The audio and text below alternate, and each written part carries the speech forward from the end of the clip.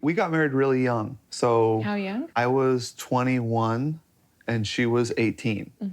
She actually turned 19 on her honeymoon, which was fun. We went to a resort and everyone was looking at us like, kids aren't allowed here. I know. And we're like, Yes. well, we're actually married. Yes. We got married in a very strict religious kind of framework.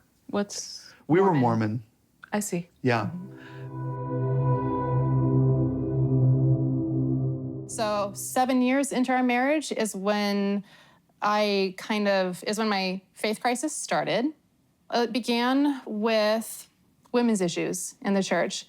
It really bothered me that women weren't ordained. You know, that led to me thinking harder about like historical things in the church that really bothered me. You know, polygamy being one of them, and the overt sexism of that. And then after I left college, I was slowly coming into political consciousness for like the first time ever. Gradually, it was a house of cards. How were the two of you talking at the time about all of this? There was a lot of tension because, you know, as she gradually left, I stayed, and I had known a lot of the issues of the church. I had known them for a long time, and I had just kind of like rationalized them away. And she was like, what the hell is your problem? Like, what are you doing still going? She kind of saw that as a betrayal of her. In what way? I think the church hurt her in a lot of ways. An analogy is like somebody that, you know, does something terrible to her. How do I still go have lunch with that person every Sunday? Like, why would you do that for 5 years? But what's your answer? My answer is that I couldn't leave the church for her. I couldn't. Like, it was like, no, like, I need to do this for me. And the more you push and yell at me, the less I'm gonna wanna do it. We just couldn't get to a place where the fighting stopped. What's your... Which to me felt like I was screaming into a chasm, trying to get you to hear me and like be with me and like side with me. But that was a really lonely place for me to be for a really long time. Yeah. Like for us, both of our families have been Mormon for generations. Yeah. And so you can't just minimize it to a simple faith difference. It's just bone deep, you know, deeper than bone deep. Oh, intergenerationally bone deep. Makes it hard to leave. Yeah. But that like kind of ended when I left the church, and there was this period of really great connection. And now we're in a place where our marriage is kind of foundationless. And so we're kind of just having to rebuild and see if our partnership is what we want, you know? What, you gonna say something? No, I'm listening to you. Oh. You look upset. Yeah. It's just, it sucks to just know Brock is what, you're turning 37, I'm turning 34 this year. Yeah. For the first time in our lives to be asking, what does love mean to us? What do we want out of a relationship? What does partnership look like to us? Who are we? Like, it sucks to have to do that. It feels like an unnatural just progression of things to like make the decision to get married and to have to like leave a cult and then do all of this. It's like you have to do it all backwards. You feel robbed. Yeah. I grieve. I really do feel like so much was taken from me of my life. And now I'm having to start from scratch with the pieces of an old life that wasn't authentic to me.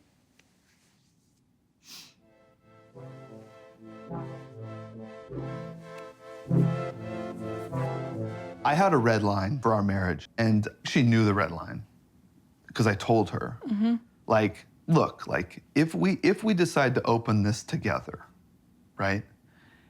You you cannot be with him. Like, that will screw me up. Like, that will fuck me up. Like, I don't know how I'm gonna react to that. And I made it incredibly clear, right?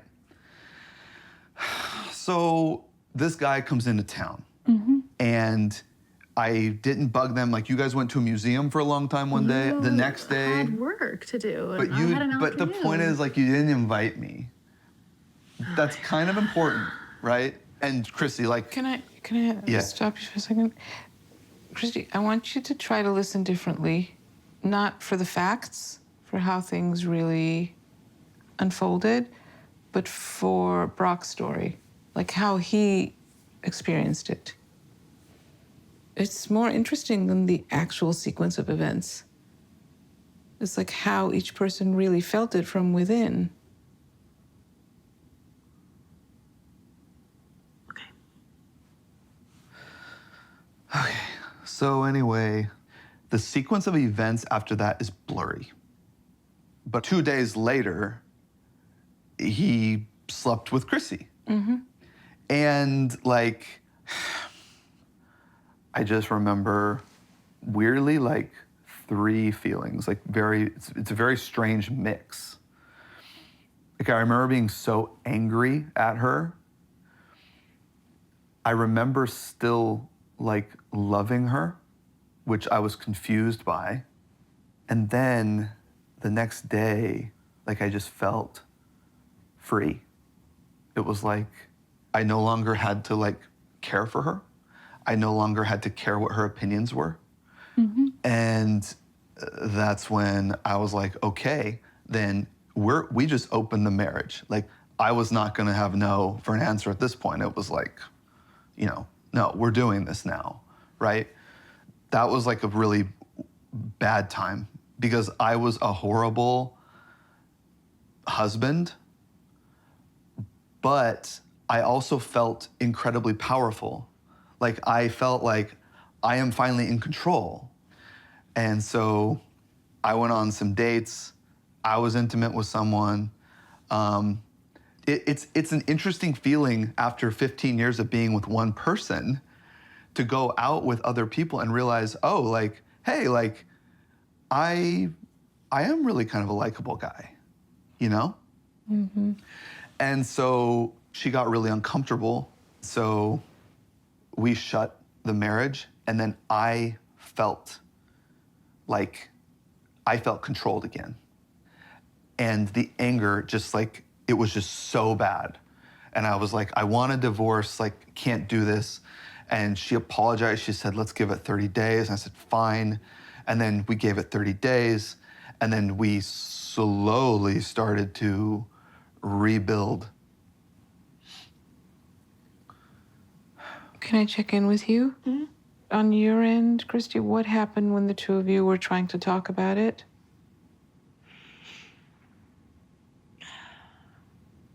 It was just brutal. It's brutal. It felt like I was trying to like hold a world from blowing apart single-handedly because he was on like a destruction course. I felt awful because of what I did. That was just the worst time of my life. It sounds very difficult. Yeah.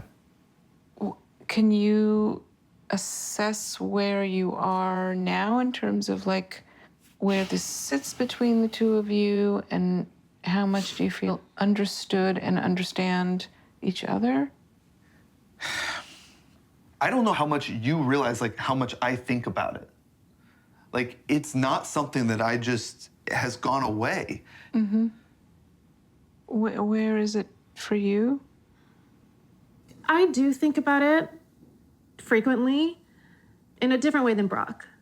Like, I think about it as something that I'm really proud of us for enduring and for making our way through together.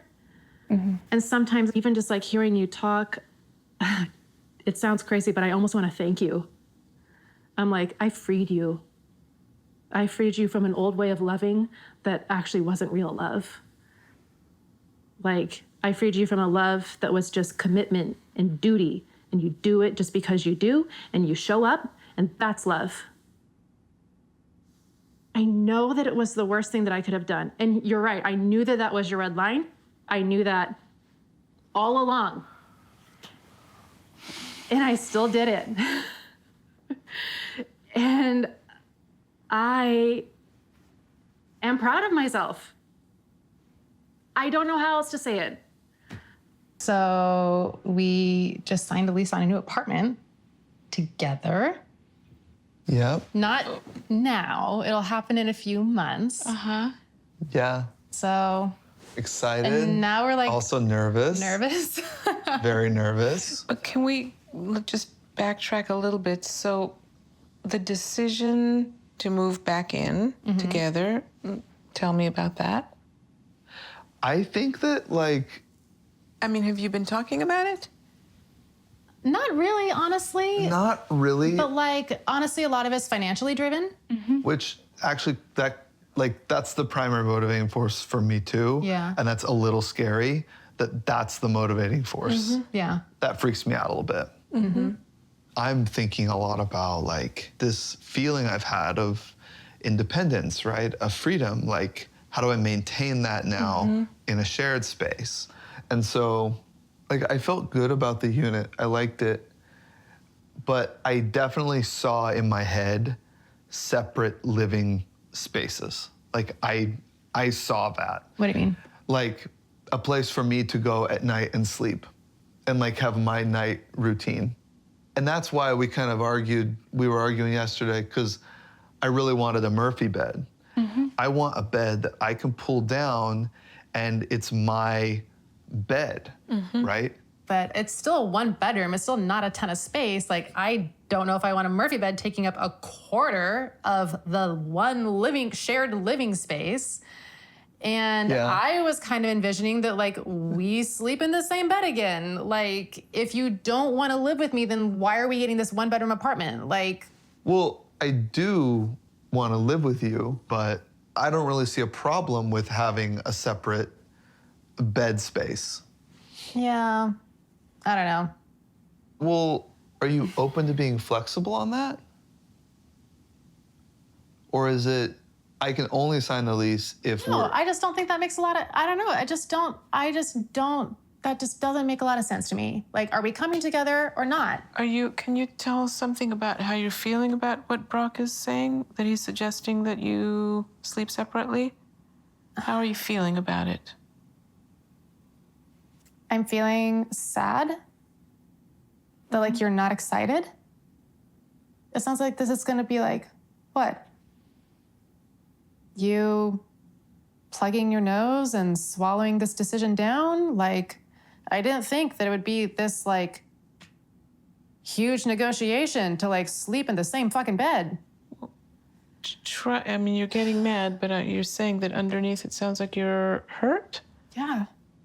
Because you're understanding it as a statement that Brock is I mean, it definitely feels like a rejection, obviously. a rejection of...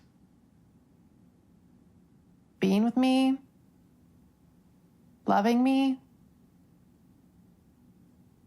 wanting to be in partnership with me.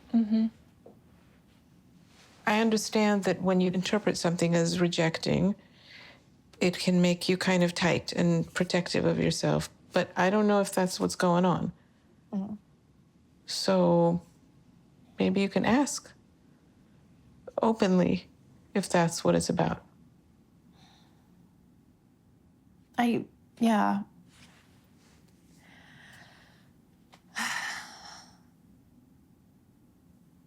I know, it feels stupid to even ask, because I know you're going to say that's not what it's about, that you literally, it's so surface level for you that you just want to sleep in your own space. Wait, ask. Damn. Ask. Damn, girl. Okay. That's quite an assumption. Is that what's it about? No. But what it is about is, like, the last couple years, like, I feel like I've grown so much as an individual, and I know that you have too, in our own spaces. And part of it is me kind of just being afraid of like losing that. And so it's not a rejection of you. Like, I'm really trying to preserve like that part. Does that make sense? Yeah, it makes sense. It's what yeah. But I'm saying, like, moving into a 1-bedroom apartment with me feels like us both compromising, us both agreeing to give up our individual spaces to come together. And it feels like I'm willing to do that, but you're not. And so I'm like, here now being like, what gives? I'm just confused. Wait, do you feel like you're giving up autonomy too? Yes, willingly. But would you like to have that?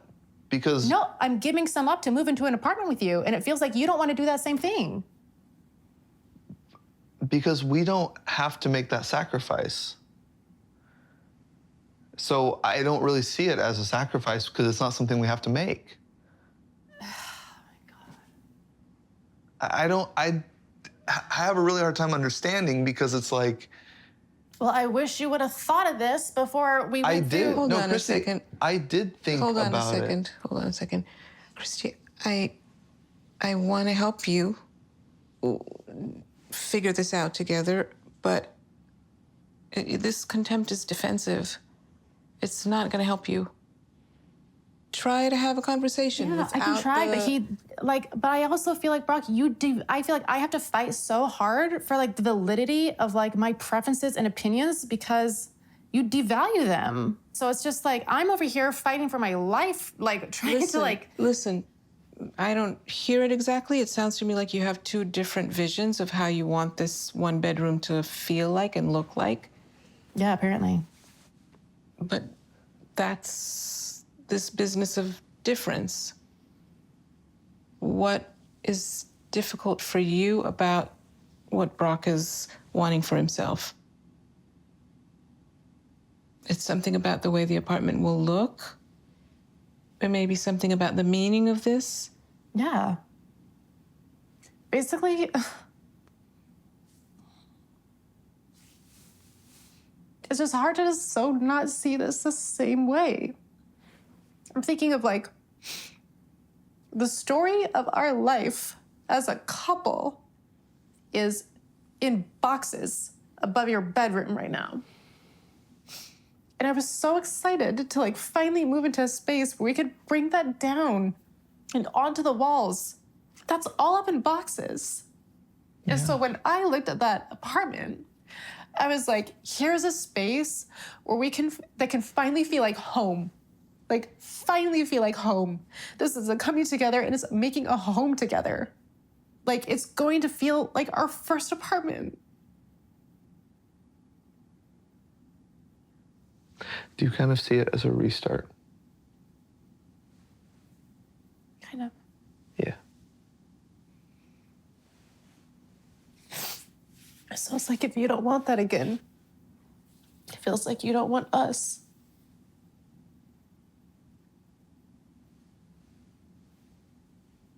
And now I get it. Sometimes I think about, like, could I have an affair right now on you? I don't think I could. Keep going. You couldn't because? Because, like, I would feel so bad, like, hurting you. Mm-hmm. I have lots of thoughts, but where are you? It's funny to hear you say, like, I could never do what you did because of how it would hurt you. And what I've tried to convey to you before is space for the idea that maybe it wasn't about you. Like, it was not about you at all. I've told you before that I wasn't even thinking of you. And for me, that experience was like so powerful because that was really the only time in my life where I can look back and say, like, only I owned myself in that moment. Like, questions of duty or culture or marriage or identity as a woman, as a wife, as whatever, like all just were obliterated. And so it's hard to talk about that with you, though, because how can something that was so healing for me be the thing that hurt you the most? I think there's something else that Brock seems to be asking for. I don't know. Which is not an explanation, but concern. Like, yes, I do have concern for, like, I just, like, don't know. It just feels like he just wants to just beat me with this for the rest of my life. It feels like he just wants to control the relationship That's not with this. That's not what I want. What are you looking for? What has Kristi not given you? Like, I almost feel like I don't have like as much, like she has more power than me because she has proven that she can completely forget about me in a moment and do something for her. And I don't feel like I can do that. Yeah. You don't have that kind of power. No. Right. And that bothers me. It's not even like we share power. I feel like I have less power. Even like one time when I asked you, like, hey, like, I'd like to explore like other ways of like, you know, doing our relationship. And it was like, no, we're not. And since I don't have the power to go do it on my own, I am left at her mercy for when she decides I need this for myself, like, Brock, compartment, boom. And then I come back. Yeah. Yeah. I guess I'll kind of start, Yeah. but Yeah. it's a hard day for me. Yeah. Really hard day. Just feeling like hopeless about our future, hopeless about like where we can meet. It was hard to hear you say that like you're still so angry at me when like you know everything about me. And it just feels like none of that means anything to you. What would it sound like if it did mean something to Brock? I feel like if Brock understood me, you wouldn't be saying things like, I just need you to promise that that will never happen again. Like, I need you to, like, make that covenant, really. But if Brock is saying, I don't feel safe when I ask you to not hurt me, and you do that, I can't trust you that you won't hurt me. What are you doing with that information? I hear that as Brock wanting to return to the systems and things that have given him comfort. A world in which men control women. And I have subverted that order, and it makes him scared. And so instead of transcending that, he wants to revert back. That's possible. I don't know if that's Brock's experience. Is that? No. Especially because like I asked you to talk about open the marriage. Like, yeah, but not for me. That's because you wanted to assuage your own anxieties, because I wouldn't give you that promise. Like, I feel like Brock's suggestion of that is trying to shortcut some deeper healing that I think that needs to happen. And also, that feels unproductive, not going to do it. Okay, so I'm registering what you're saying. Can you articulate what matters to you? yeah, I just want to know that in this partnership that we're committed to not hurting each other. I refuse to commit to that because that's not what a partnership, that's a... But then that's not a partnership I want to be Okay, in. fine, then you want a partnership that doesn't exist. You want a mirage. How, what are you, like, you don't want to open the relationship, and yet you don't want to commit to me, and that Because makes me I'm anxious. trying to be honest. I'm trying to be honest. I'm trying to move towards a new way of thinking about partnership with you. What does your new version of the partnership look like? You keep talking about transcending to something else. What is it? It's fluid. okay. Fluid to me means open. That is not what. But Chrissy, what does fluid mean to you? Fluid means that you accept risk, that you are okay with a love that could hurt you. But like, It's real. I know, but that the risk is after the commitment. Without the commitment, there's You're no. talking about relationships like they're a math formula. Like, Kristi, can I ask you to let go of contempt and try to actually have a conversation? You need to show up for this. The two of you are having a real issue. I mean, you're hoping that the resolution will come from Brock understanding you. But there are two people here. You have to extend the same degree of understanding. I know, Orna, like, I have. I really feel like I need have. to see it. I need to see it. So I can understand what's the impasse. What do you hear Brock saying? I'm hearing from you that it's not possible to cheat in an open relationship, which is not true. That's not No, but okay. Sorry. Relieve yourself of your own opinions for a minute and just try to understand. What is Brock saying? It's like he's asking for something that he already has. Which is? A commitment to not hurt him. I love him. I actively try not to hurt the people that I love. It doesn't mean that, like, I won't do it.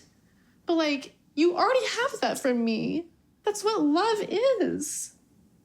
I don't know what more you want. Can you respond to that? Just a commitment that we're not going to cheat on each other.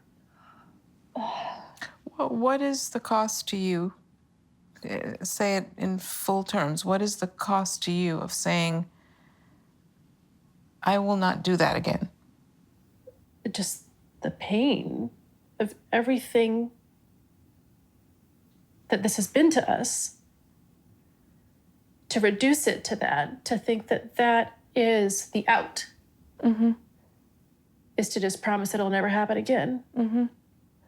The cost is the pain. And that pain was really worth something to me. It was worth something to me too, Kiz. Say, what do you mean by that? What I learned from it was that we can recommit to each other and we can stretch our marriage to the needs of ourselves as partners, but we work together to do that. Like, we don't just decide one night, you know what, fuck it, I need this, I'm taking it. Like, that's not how I view commitment. All I hear when you talk is my grandpa's voice. Because that was the one thing that he said. Do you remember?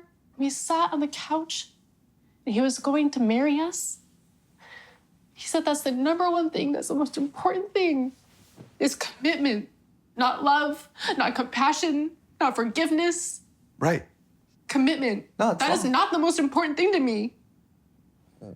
It's And it's the old ways to me. To me, that's the old ways. okay. Then let's open the relationship. No! What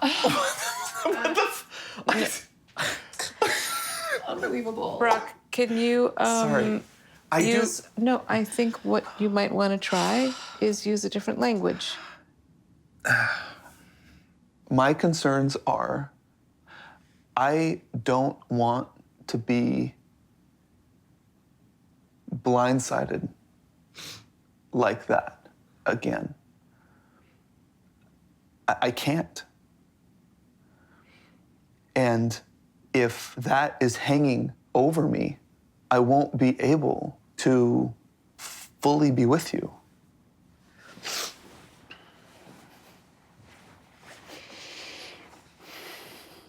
Well, I won't make you that promise again. So I guess we're open and you can do what you want. I won't make that promise. Okay. That's Do fine. what you want. What does that resolve? That resolves for you, Brock? I don't know what it resolves. The reason that I wanted an open marriage is because She's not going to commit to me. So I am not going to promise to her. Right. That's what it sounds like, that it's some kind of, I don't know, secondary deal Kind of, that none of you will be happy with. probably. It's a great win, isn't it? You know, this dilemma between the need for predictability and safety that you're each expressing in your own way, and the need for some kind of freedom is always there in a relationship. And there's some way that your histories and the way the church lives there that is making it very difficult to sit in a place where you're each owning both sides of it. It gets repeatedly split between the two of you. And I feel like I get put in the box of the church, in the box of patriarchy, in the box of family. Like I become the stand-in for all of that. So like my opinions, it's almost like when they travel to her, they pick up all of this historical trash along the way. They get to her ear, and then it's not about me anymore. Now it's about broader things. And you? What then gets put all into you? I fear about losing ground that I've fought so hard to claim. And so I'm just on a high alert for being manipulated back into that. I don't think I've ever been able to trust the things that I love. Oh, are you too? Shitty. I've been worried with you. Yeah. Last session was really hard. We, didn't see each other for 2 days after that. We just took space, barely talked. I felt a feeling that I never felt before. I just like all my skin was being sucked in towards me, collapsing on the inside. Implosion. Like everything was sucking in. And I just felt really devastated and really defeated. How about you? I would say for those couple of days, I felt like just really empty, almost like shell shock. It's like this weird feeling, like it's like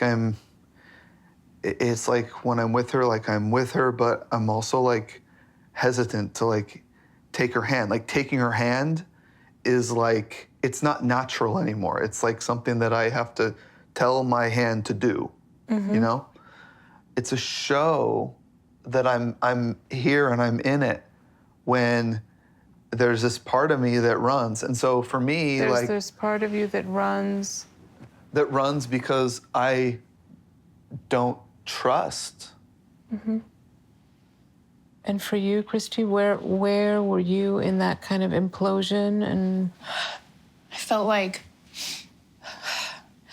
one of the reasons why I was so devastated last week is because Brock handed out an ultimatum. And he said, commit to me in this way or else I won't open my heart to you. And I have resisted that ultimatum for so long because it violates my integrity. So finally, I called your bluff last week and I said, okay, then we're open. And you were like, oh no, that's not what I want. Cruel is the word. the cruelty is? The mind games. Meaning trying to pressure you to come Brock's way? Yeah. I mean, the way I understand this kind of impasse that the two of you have worked your way into here is the two of you either blowing up your marriage because you need to do that, because you managed to somehow formulate your agenda so that it absolutely makes it impossible for the two of you to stay together, or you're just polarizing and saying, I don't need that, I need this, when in fact both of you need both. I don't know which one it is. But I have watched you kind of bring it to the gradually bring it to the point of like either or. Now, why would the two of you do that? Last session, I said like, it was about power. And I felt like Kristi showed me that she has the power to forget about me and do something. I mean, she like knowingly really hurt me. And so my stupid solution to this was, oh, well, I'll just go out and have an affair and show you that I can hurt you like you hurt me. And I realized that I realized that I have the power to be the monster, but that really makes me sad that I could.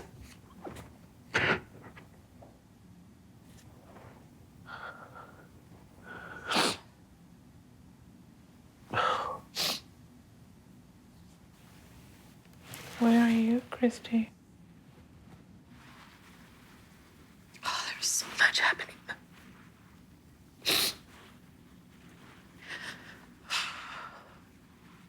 I felt so alone.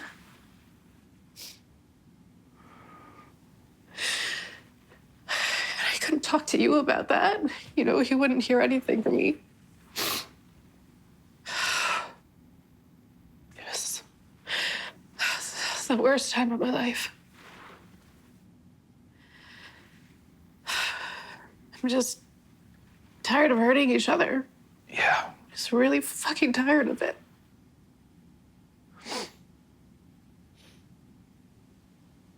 Where does that leave the two of you? I mean, in my mind, that means you have to work it out. I don't want pure fidelity. I don't want you to swear loyalty to me. It's about when I say this is the worst thing, don't do it. So what would you say to Brock on his question? Will you promise me not to hurt me in that way again? Well, as long as my phone is here, I wrote something. I want to hear it. I wrote this last week, after those hard couple of days.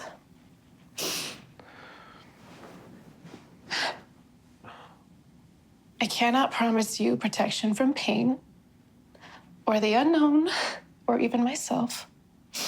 I am unknown unto myself, and untold pain has a way of waiting for everyone in spite of promises. I cannot commit to your freedom from suffering, but I can commit to your care. I will not rid our love of fear. In fact, I guarantee a love that is fearsome.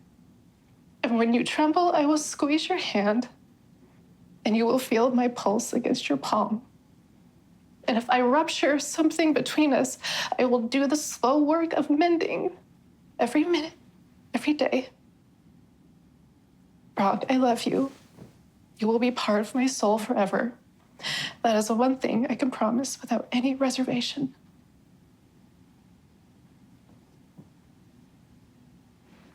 Thank you. I love you too, Kiss. I don't have anything written. That's okay.